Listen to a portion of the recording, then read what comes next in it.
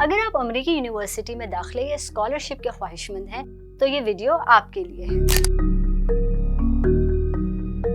امریکی یونیورسٹیز میں داخلے یا اسکالرشپ کے لیے لیٹر آف ریکمنڈیشن ایک اہم کمپوننٹ ہے، اور اس کے لیے ریفری کا انتخاب ایک اسٹریٹجک ڈیسیژن۔ آپ کا ریفری ایسا شخص ہونا چاہیے جو آپ کو کم از کم 1 سال یا اس سے زیادہ عرصے سے جانتا ہو۔